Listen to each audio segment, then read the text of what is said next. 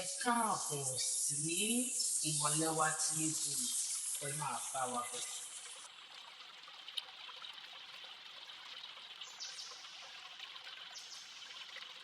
Orúkọ mi ni Josephine Amadi Adéòjò táwọn èèyàn tún ń pè ní Amira. Lórí ìkànnì Imolewa yìí mo láyọ̀ láti kí yín káàbọ̀ sí ìkànnì tá a ti fẹ́ máa ṣe ìtọpinpin àgbéyẹ̀wò iṣẹ́ ìwádìí tó jinú tó sì jinlẹ̀ dáadáa nípa orírun wa. Kí làwọn orírun àwọn agboolé wa? Kí lorírun àwọn abúlé wa? Kí lorírun àwọn ìlú tá a ní káàkiri níbo gan la ti ṣẹ̀ wá? Báwo la ṣe rìn tá a fi débi tá a dé gangan lásìkò yìí? Gẹ́gẹ́ bá a ṣe mọ̀ wípé orílẹ̀-èdè Nàìjíríà ọ̀pọ̀lọpọ̀ ẹ̀yà ló wà ńbẹ̀ tó sì jẹ́ pé àṣà àti ìṣe ló mú wọn yà lára ọ̀tọ̀ sí àwọn tó kù. Àṣà àti ìṣe yìí ó ti fẹ́ máa di ìgbàgbé láwùjọ wa, torí ẹ̀ la ṣe ní láti ṣe ìwádìí ká bẹ̀rẹ̀ sí ní ṣe àkọsílẹ̀ ibi tá a ti ṣẹ̀ wá gangan ní pàtó.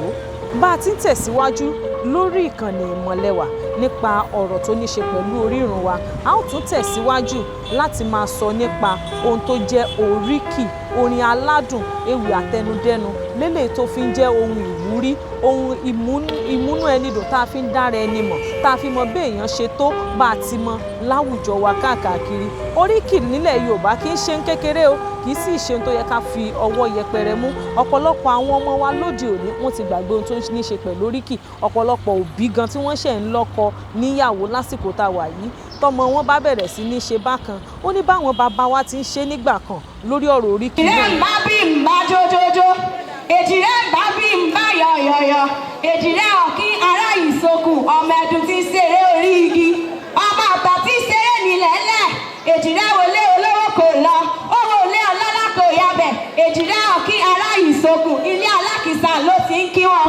Èjìrẹ́ wọn fẹ́ lákìsà dóníbà. Kí ni tó jẹ́ àwọn èèwọ̀ ohun tí a gbọ́dọ̀ ṣe lélẹ̀ tí ìdílé kọ̀ọ̀kan ní, tí ìlú kọ̀ọ̀kan ní, tí abúlé kọ̀ọ̀kan ní, tí agboolé kọ̀ọ̀kan ní? Kí làwọn ọdún eléyìí tí wọ́n ń ṣe?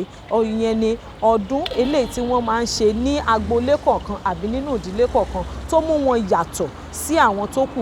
Ọ̀pọ̀lọpọ̀ ìlú ni wọ́n ti ń ṣe ọdún o. Tá a bá wo irú Ẹ̀gbáǹsìn, aṣọdún Lísàbí, aṣetolúmọ, aṣọ oríṣiríṣi ọdún tó mú wa yàtọ̀ sí àwọn ìlú tó kù. A tún tọpinpin dórí eléyìí náà tá a bá ti wá kúrò ńbẹ̀.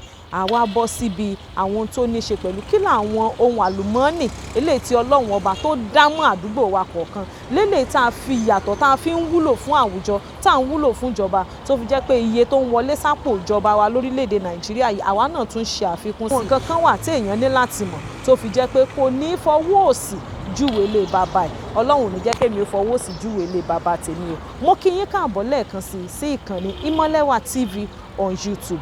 Ẹ máa subscribe sí ìkànnì yìí, ẹ comment, ẹ like, ẹ tún láǹfààní láti tún sọ pé mo fẹ́ kẹ́ bá mi ṣèwádìí nípa orírun bíi báyìí. Àwa náà sì ṣetán láti túbọ̀ máa ṣiṣẹ́ ìwádìí kí ọ̀rọ̀ ewì àtẹnudẹ́nu, ìtàn àtẹnudẹ́nu orírun wa kó lè túbọ̀ máa tẹ̀síwájú, kó má jẹ́ ohun tí yóò jẹ́ ìgbàgbé, torí lórí tèmi èdè Yorùbá ò ní parun láyé àti láéláé. Ó dìgbà kan náà.